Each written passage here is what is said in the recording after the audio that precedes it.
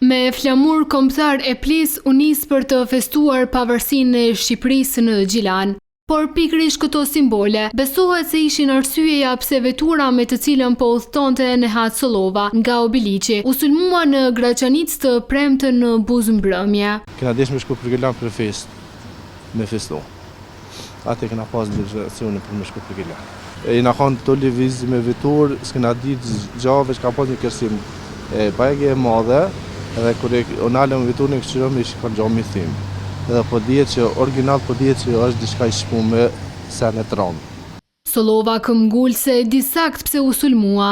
Garant i ka pegu simboli, flamuri, çkia tjetër se sen me ta s'na pas veç çkia. Ai pretendon se drejti u qëllua me armë zjarre.